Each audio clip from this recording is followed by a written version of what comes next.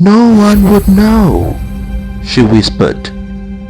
Can desire overpower honor? Watch out for what happens next.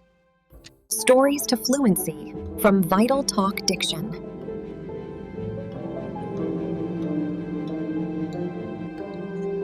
As Prince Ebuka journeyed back to his palace, the forest grew unusually quiet. He did not know that someone was watching. From behind the trees, a maiden from Adanna's village followed him quietly, not out of concern, but curiosity and something else, ambition. The maiden did not rush. She followed Prince Ebuka from a distance, through the winding forest path, across the river bend, until she saw it. The palace, grand, guarded, unmistakable.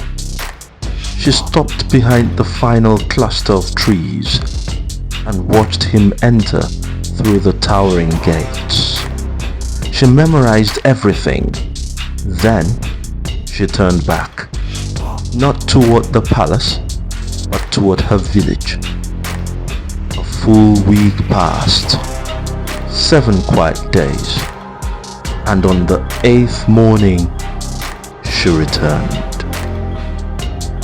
This time, not as a watcher, but as a wanderer. Her clothes were dusty, her hair slightly undone, her steps slow. She approached the palace gates and spoke weakly. I have been lost in the forest for days, she said. I only just found this place. The guards exchanged uncertain glances. One of them stepped inside the palace to seek permission. Moments later, he stood before Prince Ebuka. My prince, there is a maiden at the gates, he says. She claims she has been lost for days and begs for shelter. Prince Ebuka paused. No one who is lost should be turned away. Let her in. Ensure she's given food and rest, he further said. And so, the gates opened, not by accident, but by design. Later that night, the palace corridors are quiet. Oil lamps flicker softly against carved walls. A gentle knock. Enter, Prince Ebuka says.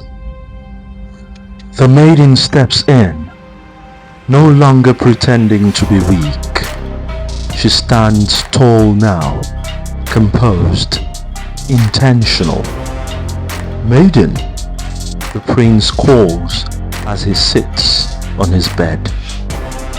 My prince, I owe you more than gratitude. I owe you honesty, the maiden says. Ebuka watches her carefully. You were not lost? He asks. She smiles faintly.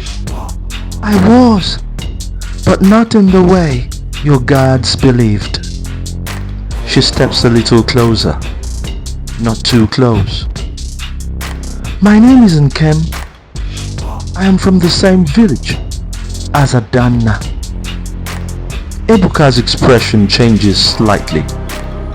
Not alarmed, just attentive. I saw you when you came to our village. I heard you speak. The way you pronounced words so correctly. The way you carried yourself. She tilts her head. And now, somehow, I find myself here in your palace. She walks slowly around him with measured steps. Tell me, my prince, Is this not the will of the gods? She lowers her voice. Perhaps Adanna was only meant to introduce us. Ebuka stiffens lightly. She continues smoothly. No one followed me here. No one knows I am inside these walls. We could be together. Adanna would never know. No one would, Nkem further said. You are a prince. Your heart does not have to belong to only one maiden. That is the story you tell on your return to our village. Ebuka lifts his eyes. You're wrong, he says. It's pronounced as story, not story. The same sound as in orange. Also, you should know that what you are doing right now is betrayal. He further said, you shouldn't betray your fellow maiden. He then steps away from her. Prince Ebuka walks toward the window. Temptation often arrives when no one is watching, he says. But character is who you are when you are alone. Nkem tries again. She moves close to him and touches his cheek. You are a prince. Surely you deserve options. Looking back at her, the prince says, And surely you deserve the truth. Adanna is not someone to lose, she is someone to be honored. Nkem then walks away, since Prince Ebuka decides to stand his ground. The greatest beasts are not those who roar, but those who master themselves.